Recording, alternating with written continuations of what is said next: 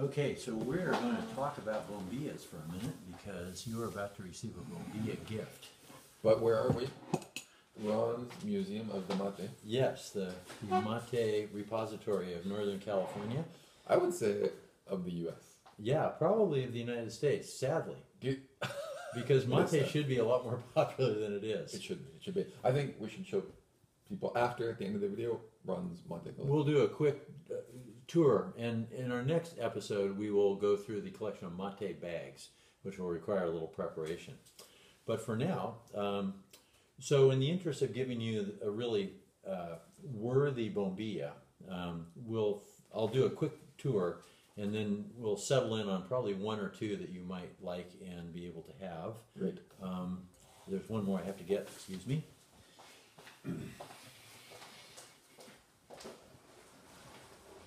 Ron was married to an Argentine for how many years, Ron? I think I started drinking mate in about 1999 or possibly Y2K. No, but how many years were you married to an Argentine? 10 years. Ron was married to an Argentine for 10 years. I lived in Argentina for 13 years. Therefore, we know what we're talking about, right? Indeed. Okay. Well, there's one bombilla missing, but that's okay. So, a couple more. Although we have our discrepancies about proper mate. Mateology. So the first thing that we want to consider is that the bombilla needs to be more or less proportional to the size and shape of the mate itself. Agreed. So this is probably the smallest bombilla that I've ever had, and of course the smallest mate to go with it, which is sadly cracked and irreparable. But someday I will get a new gourd and reuse the rim and everything. But so the first bombilla that I ever owned, a friend of mine brought me before he even knew that I drank mate, I think, or he knew that I was just having a budding interest in it. You can see, as we will show in the close-up, there is a bunch of grapes on the stem, because this is from Mendoza, which is the wine country, and it's got lots of wear, and it has wear and tear because one time I accidentally, which I do with things often, is I left it on the roof of my car and drove off, and so all this beating that it took is because it bounced along the road. And this is kind of inferior materials because it's basically tin-plated brass, and which is a nice durable material. But one reason I'm not going to offer to give you this entirely brass bombilla that I got also in Mendoza at a kind of a flea market is because brass imparts a distinctly disagreeable flavor to your mate. It tastes very metallic. If you're watching at home, 7 minutes. Yeah. 10-minute video. This will be. There's only 5 minutes left in this video. Yes, indeed. So, then there are the stainless steel mates, and this is one that I may offer you. It's very convenient. Yeah. It's a spring-like mate. You can see that there's a spring at the bottom, which underneath which is a set of perforated parts of the tube, so that we can filter properly without getting any yerba in our mouth. I don't want that one either. Yeah, but I think I've had one like that.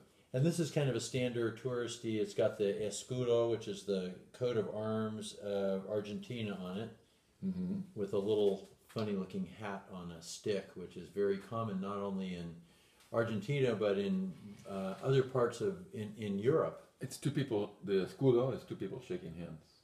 Oh well. It's got the hands of two people shaking hands. Yeah.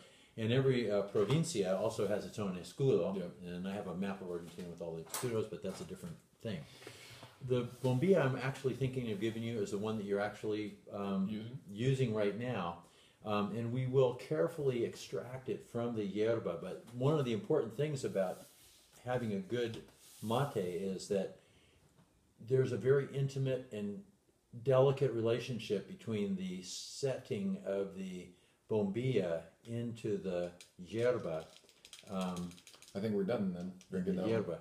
Well, I may be able to revive it. We'll try that off camera later. But this is a nice one because it's made of a nice durable material. It's got a stainless steel surface. We're going to spill all this, but we can clean up later.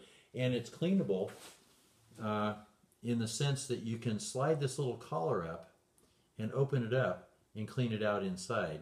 Nice. And so Nice. it's relatively new. It's a nice length. I think it'll go, it's actually a little shorter than the one that we currently have in the newly renovated mate. And it'll probably end up being a kind of a nice fit. So I'll offer you that as one option. It's probably the main option I'm going to offer you. We got 3 minutes. Because it's the only one that's really worthy. But just to kind of finish our tour of bombillas, this is a bamboo bombilla, and it has slots rather than holes. It tends to clog up somewhat, and it cracked. So I got some sterling silver wire and wrapped it to keep it from separating, and it works actually fairly well. Nice. But one has to be very careful about getting that mate really consolidated so that it doesn't get powdery all around your bombilla. This is another bamboo bombilla that I got with something and I don't really use because it's got little holes which clog up really easily. So that's not so good. Then we have our big long spoon-shaped bombillas. This is a Rosamonte. It came with a nice... Please, people, do not buy Rosamonte. They are basically paying slave wages to the people that plant and harvest yerba mate. In Argentina, and at least in Buenos Aires, you can buy a brand that's grown by a co-op called... That will come with our bag demonstration, but there are co-ops that actually pay fair wages, and they're worker-owned, in fact, so Yes. the profits go back into the... And in the U.S., you can order, what's the name, from Sebastopol? Guayaquil. Which is also fair trade. So... Not only that, but the Guayaquil people, who we could go on and on about, are actually using their business to not only preserve, but to restore rainforest. Right. Which is really important. Please don't buy Rosamonte or Taragüi or any of the other big ones. Find a good co-op. There's one from Misiones, Puerto Rico Misiones, which is a co-op which I used to drink all the time when I lived in Argentina. That'll be in the next episode. Coming soon. We will have a yerba episode. So there are lots of different kind of homemade approaches. Here's a very short, pretty well made bombilla, and someone just took a nail and pounded holes in the base to make it filter, and it works fairly well. To clean mates, you need, if you want to get down there and really clean them, you need a little cleaner, bristly straw, unless you happen to have the kind of bombilla that has its own built-in cleaning system, which this one does. There's a built-in wire in the base of the bombilla that you can pull out, and then you can use it to clean any clogs or just the kind of sediment that builds up over time. Impressed. Yeah. Impressed. So 2 minutes? I think we're there. Stay tuned for our next episode.